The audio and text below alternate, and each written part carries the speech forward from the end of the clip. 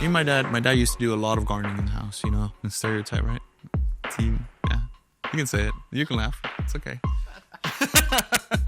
And the lawn was always trimmed. You know, we're outside. You know, 6 a.m. was already late for my dad. Weekends. Like, my weekends are like 6 a.m. He's like busting into the room, opening the windows. He's like, hey, get up. We got to go to work. I'm like, okay. And we're outside. We're cleaning, whatever. And this neighbor that lived down the street walks by. And she's like, he just tells my dad, like, oh, you have such a beautiful garden. And my dad's just like, thank you. You know, like, you can have one too. Yeah. And she was like, oh, no, I couldn't. It's like, oh, we're not rich. And my dad just looked at her and like threw his head back and laughed. He's like, we're not rich. And she's like, well, she's like, no, we're not rich. It's hard work.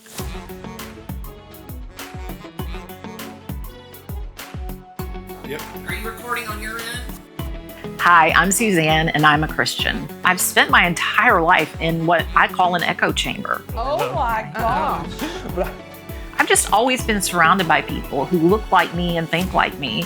And the world is so divisive. I just personally want to leave my echo chamber, and I want to get uncomfortable, and I want to sit down with people who have different belief systems than me and seek to understand their story. And I want to love them for who they are, where they are. Of course.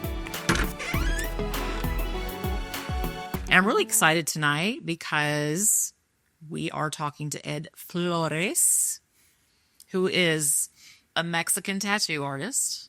I'm assuming your real name is Eduardo, which I love to say Eduardo. Can I call you that? No, if nobody. we were like really close friends, got it.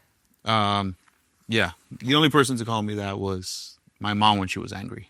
So we're talking to Ed. Ed, yes. Who is a Mexican tattoo artist in Nashville, Tennessee. You're from Southern California. Mm-hmm. So how old were you when you moved from Mexico to Southern California? Well, I was 5 years old, right? It was October 95. And I remember that because that was the first time I experienced Halloween. And I was excited about it. I was like, oh, shit, you know, get to dress up. And was like, learned about it. I was like, yeah, I want to do that. What did you dress up as? It was a Power Ranger I ended up going as. The blue one, Billy, so nobody really cared. I was like, it's not even the red one. Born in California in Los Angeles or Los Angeles, how most people say, or L.A. So you were born in L.A., moved back, and then when you were 5, your parents actually immigrated here. Is that right? Mm-hmm. Okay. And you talk about the neighborhood that you grew up in. Like, describe it to someone who would never have experienced it. Very poor. Like I don't mean poor in the sense of like we're living in huts and like struggling. No, it was small house, small town, low income community. When we first moved in, it was just, you know, here's a house, front yard is dirt, backyard is dirt. It was this small house, a couple other, like one row, then like 2 blocks. It was like, you know, other 6 houses, and then the other side of the road and the other street. And you could tell at the end of the street, I guess the city or the whoever was building the houses ran out of money or something, and it was just a vacant lot. So, do you have siblings? yes, I'm the youngest of 3. Okay. I have an older brother and an older sister. And then so it's the 5 of you that moved. Kind of like the 4 of us, because my brother was junior high. He was already in the States. He was living with my aunt that lived in the town I grew up in, Calexico. He was already there. So when we moved, he was just kind of like, all right, well, I'm moving in with my parents. So Okay. Yeah. What was that like, being a kid in Mexico and having your older brother live in the States? What, like... I can't say I remember that I knew I had a brother, but he wasn't there. Mm-hmm. So it was like I grew up with my sister was there. Yeah. So, you know, it was like me and my sister and my brother's somewhere. Yeah. And then until we moved and crossed over, that's when I was like, oh, yeah, my brother's here with us now. Okay. Did you grow up Catholic? You know, what day of the week is it? Okay, I guess we'll be Catholic today. Kind of, you know, very typical Mexican beliefs where it's like, yeah, you know, they had the crucifix, you know, the Jesus, the Virgin Mary stuff, like Mexican Catholic stuff. But it was never like, oh, don't eat meat on Fridays. It was just kind of like, it's just like, yeah, we're going to go to a church. And I'm like, why? It's like, because it's a wedding. I'm like, okay. But us actually going to church, like, you know, Sundays and Wednesdays, because there were services on Wednesday as well. Not a thing, not a real thing for us. You said your mom had crucifixes in the house. Yeah. Like as a kid, did you ever ask about that? Were you curious about those things? Not at all. I don't recall a moment in my life ever being like what's that? Who's that dude? I feel like it was just already ingrained in my ear. I was like, yeah, that's Jesus, and like play tag, you know. Yeah, but nothing. I never really questioned or wondered. I just kind of already knew. I was like, yeah, that's God, or you know. I was too busy just figuring out how to play tag and hide and seek and stuff like that. So we talked about the neighborhood you grew up in. There was a lot of importance on being related to other people in the neighborhood. When we moved into the house, it was funny because like, think of a giant 8, right? Like a square, like when you see the digital clocks, the 8, right? That was the neighborhood, like two right there in the 2 streets on the 2 rows of houses on the side. And we lived right in the middle of those 2 little things, right? We lived right there. And, you know, we moved in, and the 2 people across the street from us, they were related. I was like, yeah, that's actually my daughter. You know, they married, and then the people next to them was like, oh, that's like my cousin, or they're an uncle or a brother or whatever. And then across the street, not directly across the street, but over, it was like, oh yeah, that's also my mother, not my other sister or something, right? It was that street alone was that, and then down the street from us, same thing. Like there were a couple of houses in there that were all related, and we had my aunt there that also lived like on the other side, right? Aunt Marta, and she was the one that where my brother was staying at when he was Okay. You know, when we were still in Mexico. So we moved in, but you know, I don't really consider myself very family oriented, you know, in contrast to like most Mexican families. But yeah, we moved there, and my parents were, you know, they both worked their asses off. You know, they were just working class. My mom worked in the fields forever for the longest time. What And does that mean when you say she worked in the fields? like picking, like, you know, seasonal stuff. Like, oh, what season is, like, oh, it's honeydew season. I'm like, all right, that's lettuce, cabbage, grapes, you know, like that's picking fields. What most people think that's all Mexicans are good for. But yeah, she was working in the fields for years. But in the meantime, my dad got another job, because before he would work the fields too. He got a job at this. I was out on the outskirts of town, because it's pretty much like a farm town, because it's so empty. It's open, so much open land. It had like cows, cattle everywhere in the outskirts. And you know, when the wind would pick up, the whole town smelled like shit. You know. Yeah. At first you're like, but now I was just like, reminds me of home. But yeah, it was. He picked up a job there, and he was just kind of like in charge, you know, loading up the tractors, and it wasn't like, oh, there's 20 people working here. It was this that I remember this, him always complaining, like his alcoholic boss who was always drunk and passed out in the office, and he was the guy that would do the rest, do everything else.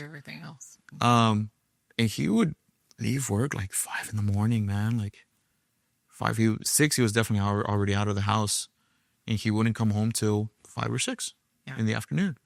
My mom would leave, because a lot of the field work was in Yuma, Arizona, so it was like an hour away. Wow. So she would like have a bus like at 3 a.m., 4 a.m, and they would drive all the field workers out there. They would work, and then they would drive back. She'd get back around the same time. Who's seeing you off to school?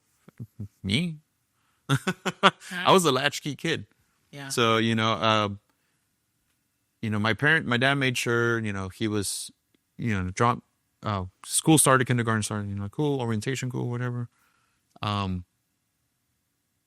kindergarten, I vaguely remember maybe my dad would sometimes drop me off at school. But as I got older, and by older, I mean like easily by 8 years old, I was already, walking home by myself, but not really by myself, like my neighborhood friends. And, it was like 3 of us, 4 of us. So we just walk together, go home. And for a while because it was my elementary and across the street was the junior high where my sister went. So my dad would be like, hey, you go to her school, you sit there, you wait for her. And when she's done, she can take you home with it. And I'm like, all right, cool. And I would go sit in the library. The librarian knew who I was. She's like, oh, you're Liz's little brother. I'm like, yeah. She's like, okay, come over here, Mijo, like sit down. We pick the books. You had mentioned that your family felt like, I want to go back to the neighborhood, because your family felt like outcasts because everyone else in the neighborhood had relatives and you guys really didn't. But was that more because of the local church and all of them being involved in that? Yeah, 100%. That was the main reason we didn't, I guess, have a sense of community with them. And it wasn't anything hostile. It wasn't like, like, fuck you. And like, you don't go to our church, blah, blah. Yeah. It was just, they had their own little commute already. We came in and we didn't go to the church. My dad would all, see them and be like, oh, good morning. How you guys doing? Like, just friendly, like nothing bad. It was just, we just didn't go to the church. My dad would refer to them as los hermanos. Because, they're going to church together and they're like, oh, hermano. I'm like, oh, my brother, because we go to the church, same church. Like, oh, and my dad would be like, oh, yeah, los hermanos, and not in a negative way, but that sounds like, oh, we knew who you were talking about. Did he try to go to church there at some point? He tried sometimes, but he just didn't like it. He was just like, nah, not my thing. And I think it was junior high, it had to be junior high. Once he asked me to go with him, and I was like, yeah, sure, I'll go with you. And we went, and he said he had gone like 1 or 2 other times. And when we were leaving, he was just kind of like, yeah, that's not my thing. I don't like it. And I looked and I was like, why? Yeah, he lost me once he started talking about too many politics in town. Okay. It's like, I'm not there to talk politics. What did you think of the church service? I thought it was boring. Let me guess, you're going to recite this part of the Bible. Or you're going to talk about this and the same thing over and over and over again. It's like, I get it. It's repetition is good, and reminds you of where you are in life or what you can be or who you're trying to be. But I thought it was just boring. Just, it's the same thing. You had a perception of the people that went to church, and there was a little bit of hypocrisy. Yeah. Explain that to me. Like, describe to me what your experience was in that community with the people who were so involved in that church. Like the hypocrisy, that they had was just a lot of shit talking. Say that, you mean like gossiping? Gossiping, yeah, gossiping, just constant gossip, and that just never sat well with me because I'm like, well, you guys were supposed to be, God, Christ-like, and religious, and love thy neighbor and all that stuff, but you're over here literally talking ill about your own family that's next door to you, and I never cared for that. I never cared for those type of people. Even my dad used to do a lot of gardening in the house, and stereotype, right? Yeah, you can say it. You can laugh. It's okay. And the lawn was always trimmed. Perfect squares, the bushes, but none. We're outside. 6 a.m. was already late for my dad. Weekends, like my weekends are like 6 a.m. He's like busting into the room, opening the windows. He's like, hey, get up. We got to go to work. I'm like, okay. And we're outside, we're cleaning, whatever, and this neighbor that lived down the street walks by, and she's like, he just tells my dad, like, oh, you have such a beautiful garden. And my dad's just like, thank you, like, you can have one too. Yeah. And she was like, oh, no, I couldn't. It's like, well, he's like, oh, we're not rich. And my dad just looked at her and like threw his head back and laughed. He's like, we're not rich. And she's like, well, she's like, no, we're not rich. It's hard work. That's what I meant. Like, that's what he meant. Like, you too can have it. This is not a rich thing. This is like he worked hard on it. He did what he had to do. He knew what he wanted his house to look like, so he did it. That was how they saw us, I guess. They thought like, oh, they're rich. I was like, no, it's just my mom and dad worked an insane amount of hours. Have you ever pursued being part of church? I don't think I ever really pursued it. Did like a year of like a Catholic school. My parents sent me and stuff, and that was dumb. It was boring. But for a second, I mean, like I would pray at night. I was praying. I would like, be in bed and not like get on the side of my bed and put my hands. I would like, it was like bedtime, go to bed. I'm like, all right, cool. Climb into bed and just sit there and be like, put my hands together and pray and, be at the end and be like, amen, and that was it. And that was very short. How to do that?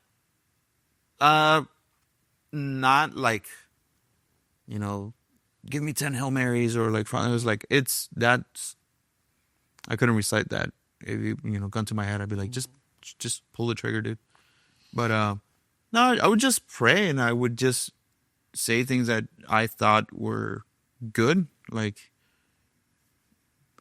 please have Pamela Anderson show up in the house and love me forever. Like, it's the 90s. She's 90s hot. But, like I was just kind of like, like, please, help my parents. Let me do better at school. My friends and family and yeah, amen. And I would Did you feel like you had a connection with God? No, I think that's also why like I stopped praying or stopped really like believing for the longest time. I was just kind of like, yeah, this doesn't make sense. Still to this day, I'm just kind of like, this doesn't make sense to me. More the idea of a organized religion, So yeah.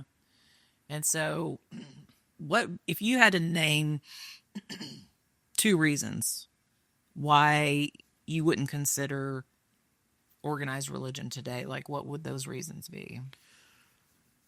One, like, again, like just the hypocrisy. Like a lot of people aren't, they talk about Christ, but they're not Christ-like, What do you mean when you say Christ? Just be a good person. Just be a good fucking person. Easy as that. It takes more effort to be a bad person, to be an angry person, to do that than to just be a nice person. It doesn't take a lot of effort to hold the door open for someone. It doesn't take effort to say bless you, to say thank you, please and thank yous, That it doesn't take any effort to do that. It's just, it should be just like, hey, I wish somebody would treat me this way, so why wouldn't I do that to others? The other reason, it's fucking boring, dude. Like, like, hey, we're going to go to this building. We're going to sit there for 3 hours. And he's going to probably say the same thing that he said like 2 weeks ago. It's like, why do I have to go somewhere to hear somebody else tell me what I should believe and how I should feel and how I should blah. If I want, I'll go to like a Walmart and buy the Bible and be like, cool. And then read it myself. Be at home. Peaceful. Have you ever considered doing that? Reading the Bible and buying it? No. I'm fine. I have my beliefs. I'm at an age where I'm like, I know it. Nobody else here knows it. I do. Not at all. I'm still figuring some things out, but right now I'm way more at peace with my beliefs. Yeah, that's really it. I understand why people go, that level of comfort, that warmth, that feeling of knowing that there's a meaning to their life. And I get that. That's 100% your individual right. And I love that for people. The people that find comfort in church, in the Bible, in these communities, man, God bless them. Like, yeah, that's awesome. That's their thing. Yeah. Let me pivot for a little bit. Pivot. What do you, as a Mexican immigrant who came here when you were 5, raised by immigrant parents, what do you feel like the United States government owes you? They don't owe me shit. I'm Mexican. My heritage is Mexican. I'm American. I was born and raised in the States. Me saying like, yeah, we moved here when I was 5 is like, I have very little memory of me actually living. It's like, I'm American. I'm Mexican American because of my parents, and I love it. I embrace it. I'm very proud of my heritage. I'm like, yeah, but I'm American. Yeah. My parents came to this country legally. They busted their ass to make sure that it was done right because they didn't want to run that risk. And they busted their ass. They made sure everything was done right. and they came to this country because they were like, we know that us staying in Mexico you guys wouldn't prosper in any way. That in comparison to the opportunities that you will have in the United States. If anything, it's one of those things that like I owe more to this country. It's like, yeah, like I've lived here. What is your perspective on what's happening with ICE right now? And again, I don't know a lot about it. I know what I see on TV and snapshots, right? Yeah. Quick little videos where people are being deported, and it's being portrayed as being very dramatic and scary. Yeah. In a lot of ways. A lot of people are scared. Even people who aren't immigrants are scared on behalf of them. Yeah. I mean, I understand empathy, right? We wouldn't be human if we didn't have empathy. And also, I wouldn't be the person I am if I totally ignored the fact that some people are scared and all that stuff. And, me saying this is like, I'm not speaking for every Mexican out there, for every immigrant out there. I have immigrant parents. I myself am not an immigrant, right? But what's happening right now, it's scary, but at the same time, to me, I am not affected by it. I feel for the people that are being separated. It sucks, especially you have a lot of, you're family oriented. Maybe that also contributes to the fact that I might be a little bit more cold to that, right? I don't have those bonds. But I've used this analogy to describe the situation, right? And this might give me some flack, and I don't care. Fuck them. Think of it this way. If you go to a bar at night, you drink, and you feel it. You're like, you go up, stand in a restroom, and you're like, oh, fuck, I'm a little drunk. You drove there. You get out of the bar, you close your tab, you go to your car, you turn the key. You know the risk. You know what you're doing is illegal. You know that you're not saying that any immigrant is putting other people's lives in danger or anything, but you are. There's a lot of bad things that can happen, but what you're doing is illegal. That's the law. You're not supposed to drink and drive, period. You risk it. You get home safely. Made it. Okay. You do it again. You're fine. You do it a couple other times. You're still good. Then you get caught. You knew you took that risk. And that's the thing. Like, these people, anybody, and it sucks that Mexico is the Mexicans or any sort of South American is the poster child for illegal immigration. Nobody thinks Canadians have a very high numbers in the United States that are here illegally because they get on their visa and it expires and they stay and they're able to blend in because you look at them and they're like, they're white, right? And it sucks that we're the poster children for that. Illegal immigration, oh, well, Mexicans. Like, it's not just Mexicans, man. Like, I feel like by saying that or assuming that, it's like, you're being racist. You're literally putting a color to that word, right? You're assuming. You don't do that. And I don't have a problem. Mistakes are made. Like, there was an incident, I guess, here in Nashville recently where they raided a house and they thought it was like a violent criminal living in there. And they were like, we're going to get you the fuck out. And it wasn't. It was a family and they traumatized the kids. And again, I'd be cold-hearted. I'd be a bad person. I was like, dude, that's fucked up. That is fucked up. That's messed up. That's horrible. That's scary.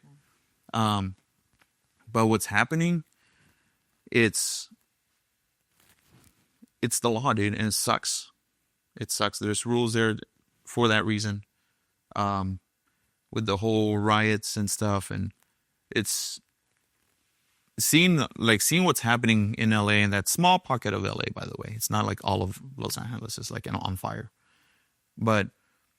And you've probably seen it, like you said, you're seeing clips on Instagram or any social media. And, and people are saying it, right? They're like, well, if you want to stay in this country, why are you flying the Mexican flag, right? And I stand by that. I get that, but I get both sides. People are flying waving the Mexican flag. They're like, yeah, Mexico.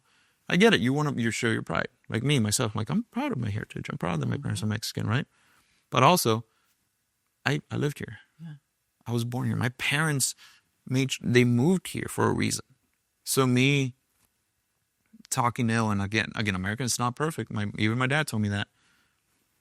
But for me to say, you know, fuck this country, fuck this flag, burn the flag, wave my Mexican flag instead, I'd be doing a disservice to the struggle that my parents had. The hard work that they put into that garden for us to have a better life, I'd be just shitting all over their life. So, like, that's how I see it. It's like, dude, I get it, but you're not. And the punk in me is like, yeah, fuck yeah, throw that fucking Molotov, you know? Like, yeah, fuck the man, fuck the system. But it's like, there's other ways that, you know, and also, I don't know how many, you know, again, and I'm not speaking for like every Mexican feels this way. Well, Like, this is no. just you. Yeah, this is me, right? I can bet like some of those motherfuckers don't even speak Spanish.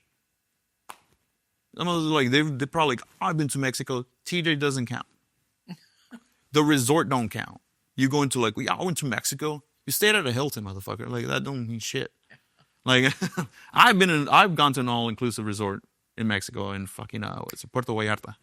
Beautiful place. I didn't want to leave it.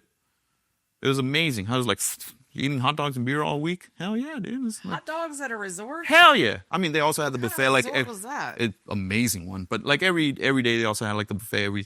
Every day was a different, like, oh, this day we're doing Mediterranean. I was like, hell yeah, let's try it. Then I'm gonna go hang out by the pool and have more hot dogs. What's with you and hot dogs? Fucking roll, man. You can dress them up. You can eat them plain. They're fun. This is for fun. Yeah. Okay? If you had to give a 20-minute TED Talk right now, what would you be able to talk about nonstop on the spot? Fucking Lord of the Rings. Yeah? Yeah, I love Lord of the Rings. Or tattoos, I guess. But Lord of the Rings, for You sure. have a favorite character? Yeah, the Mouth of Sauron. Okay. When we talked at the tattoo parlor, Mm-hmm. we were talking about the way that you perceive church in America today and why you don't want to have a lot to do with it. And a lot of it went back to your childhood because you told me you experienced the hypocrisy in your neighborhood, the people that went to church and they would act one way at home and another way Yeah, in public. yeah. Do you want to expand on that? I mean, I think that's everybody, right? That's everybody. You don't air your dirty laundry, right? The people that do, what happens when people look at them and they're like, why are you talking about that? Like, it makes it uncomfortable for everybody. But it was more about the hypocrisy was just like, man, you're preaching the word of like, oh, you know, everybody, welcome everybody, love everybody. But you're so quick to outcast us because we don't go to your church. That's kind of like the part where I'm like, Yeah. that's not very nice of you. Did you feel judged? Oh, yeah, for sure. Like, I felt that, you know, again, as a kid, I thought, I was like, oh, man, do they think they were better than me? Like, they're better than my family? Or are we bad people? Like, because we don't go to their church? Or, you know, but then, again, child's mind, right? I was like, my mind wasn't too concentrated on these big things. I was like, oh, they must not like us. All right, I was Cops and Robbers, who's, you know, like, it was real quick. As, you know, obviously, as I got into more, you know, my teenage years, getting a little bit more, you know, angry and stuff like that. It was just kind of like, yeah, you know what? Fuck them. You know, like, fuck religion, fuck all this. And just teenage rebellion in that sense. But that's pretty much why. And So you knew I was a person of faith, and I kind of shared with you what I was wanting to do with this show. Like, why did you agree to be a part of this? because you're willing to listen. That's important. That's something that a lot of people don't do, right? How the whole echo chamber idea, right? Like, it's easy to just surround yourself with like-minded people, and just because everybody's like, but why would you want to surround yourself with yes men, right? That's what famous people, like, that's why when people are like so famous and they're doing, you know, like, oh, I can't believe they cheated on her, or I can't believe they got away with this. They're like, well, yeah, they're surrounded by people that are like, yeah, dude, fucking do it. Yeah, you're right. You're always right. Yeah. That's why would you want to do that? Like, I would rather appreciate somebody who's like, dude, what the fuck are you doing? We're like, what? It's like, chill. Like, what are you doing that for? Right? So you saying that, you're like, yeah, you know, I've been experiencing life like this. I want to kind of change it. I'm like, yeah, why the hell not? I mean, I can't tell you how much I appreciate it. Oh, of course. So I have some deep questions for you to end us today. If you could snap your fingers and convince American Christians of one thing, what would it be?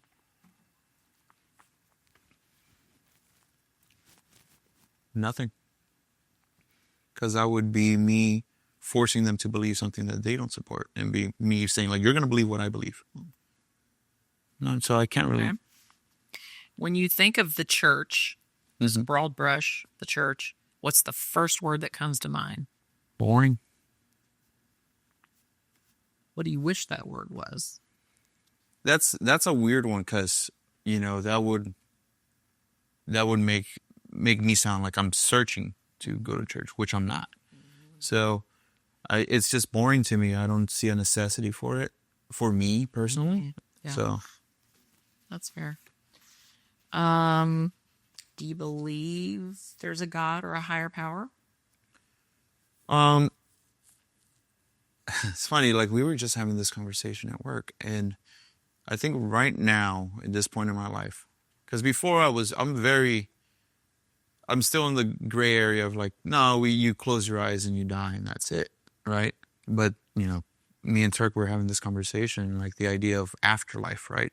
Like, do people believe in afterlife? And he said this, and it's that bell has been rung, and it's been just echoing in my head, and it's true. Like, afterlife, it doesn't really mean puffy clouds or eternal hellfire, boiling shit, or harmonious peace ever. Afterlife is once we leave. What is that afterlife? What impact can I have in this world that people will remember me in a good light? You know, that's Your afterlife. legacy. My legacy, right? I mean, and to quote Mike Tyson, legacy doesn't mean shit, right? Because you die, you're dead, you're done. But like, that's why I always go back to, like, it makes more sense for me to be just a nice person.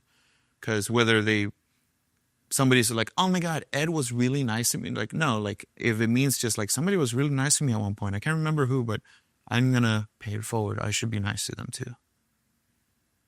That's the afterlife. Yeah. The afterlife is my actions. How can they positively, like, have a positive effect for others? And hopefully we have a soul. I mean, it's weird, right? Because the brain is the only organ to name itself. And it's just like, to me, it's like, so what is a soul? Like, right? Like, what is a soul? Is it just your character? Is it like some sort of actual, like, gooey manifestation inside your body that once you die is like ectoplasm and just released, and you're like, yeah, that's his soul, look at it, and scoop it down the drain. You know, we don't know. That's I think that's the scariest part of, you know, of dying, that people feel, because nobody knows. It's kind of like getting your first tattoo, right? You're nervous.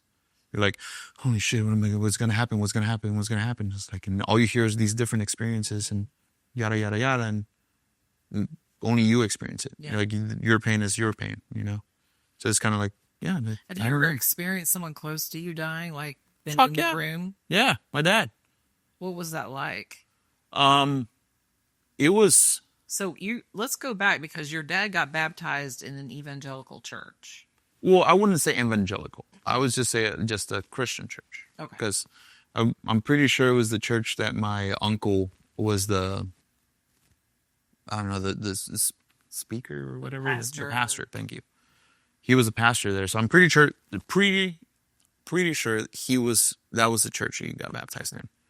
And yeah, I mean, he did it. He chose, and he felt that brought him peace. So I was like, yeah, cool, dude.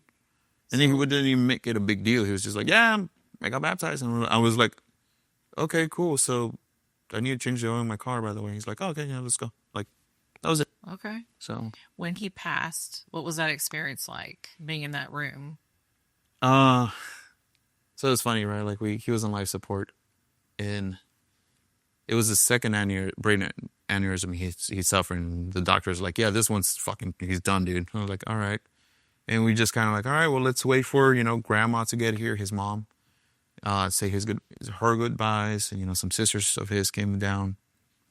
and whatever. And it was just my brother, my sister, and my mom. And my mom was kind of hesitant about it. And it's like, I was just telling her, like, dude, that's not Dad. Dad was an active guy. He would have hated to be in a machine. We can't do this to him anymore. Like, we tried. We got to enjoy him for 3 more months after his first. We need to end this. Like, we can't do this. And she's like, all right, call the doctor. They're like, all this shenanigans. And we're in the room. And literally, it was like turning off like one of these lights. They're like, all right, cool. All right. Just gone. Right. And my mom, everybody's a mess. And I was in the room, and I'm there with my ex. She's also like very somber, just like kind of like looking around the room, and I'm just kind of like, cool. My brother, my sister, my mom, they're like individually, they all go and like give my dad a kiss and whatnot. And I'm kind of hesitant. I was like, like a part of me like was like, is that cheesy for me to do? Like, like, oh, Dad, one last kiss. I still did it anyway, right? But and I mean, we all deal with death differently, and mine is humor. I deal with it because I think you've heard me say it at the shop. If I don't joke about it, it will destroy me. And we're there. I'm like, I lean in, give my dad a kiss on the forehead, and I look down at him, and just watching him just totally still, like just looking at him, his body is just like, but no movement, but he's still there. Then I look over to my ex. I was like, do you have a breath mint? His breath fucking smells like shit. And she just like looks at me. She's like, dude, like, and like my mom's crying. And I'm like, I don't want to send him out that way. And she's just like shaking her head at me like, dude, come on. And like right now, I'm like, whatever. And I'm just like, all right. And then the next couple of days are very blank, very like just dealing with the funeral and all that stuff. But yeah, like even then, I mean, before that, I mean, that was like the first time I had ever been in the room of somebody actually dying, like seeing the heartbeat, the monitor, the oxygen going on, and then just like, boop, they're dead. They're gone. But another time, my dad took me to see 2 of his old friends that were in the hospital. One died of AIDS. And I remember going to the hospital and watching that man just being hooked up to all the machines. And yeah, you're like, no, he's going to die. That was a friend of his. Then the other friend of his, funny enough, he was his drinking buddy back when they were younger, and the guy was dying of cirrhosis. And we showed up there, and the dude was a yellow crayon. I was like, I thought it was just like a movie thing or Hollywood stuff, and it was just yellow. I was like, fucking hell. Like, and my dad, like, we left that room, and my dad was like, looking, like, he's just walking. He looks at me, he's like, that could have been me if I wouldn't have stopped drinking. I was like, well, yeah, that sucks. Thank God you quit. And he's like, yeah, so. My last question, what would it take for you to darken the doors of a church, to visit a church? I mean, I've gone to multiple churches after, like, still, like, weddings. I've gone to services, and but then it wasn't because I exactly myself wanted it. It was because of somebody else. So I was like, yeah, I'll go. I'm like, whatever. I don't mind it. I want to say thank you. Of course. For being willing to come over here when you barely know me. I was a little scared. It's like, am I going to die? I might die. Really? This white lady might kill me. Oh, my God. Because white people. Huh? Oh, I have guns. I love them. Let's go shoot them. But I'm very honored that you would share your story. And of course. I take it very seriously. And I believe everyone's story is sacred and very important. And I really appreciate you doing this. Of course. Thank you for welcoming me. And maybe we'll have to do it again sometime. Anytime. Ed, first of all, he's just a fun, cool guy. I've gotten a lot of tattoos in my life, and I've never gotten one from Ed, but I've gotten one in the salon where he works, and they're so friendly and fun in there, which if you've ever gotten a tattoo, you know that's unusual. But Ed is friendly, and he just likes people, and he's kind to people. And the thing that he kept pointing out was like, I don't need religion. I don't need Christianity because I see hypocrites over there. And like, I just feel like I need to be kind to people. And that's the legacy that I need to leave behind. And yeah, You're right, Ed. You're absolutely right. And Ed was he really was himself. And I want to point out something else. Ed made a point that he doesn't feel like he's very family oriented, which is, according to him, unusual for a Mexican family. And I have talked to him about just some differences in lifestyle and opinion he has with his mom and his brother and sister. And, you know, that's a pretty common thing with families. But if you listen to Ed, like, it was very important to him that he honors his parents, because he makes a point that if he doesn't approach things the right way, if he burns the U.S. flag or whatever, I'm making this up, that would dishonor the hard work that his parents did to bring him to this country and to make their way here and to establish their residency here and create a home for their family. And he doesn't want to dishonor that. And that's what the Bible says for all of us to do. Again, big thanks to Ed for barely knowing me and coming and sitting with me and bearing his soul. He's an awesome dude. And we all should be a little bit more like Ed. Thank you so much for listening, for watching. Please, as always, I want to hear from you. So please comment below, and you can even do it anonymously.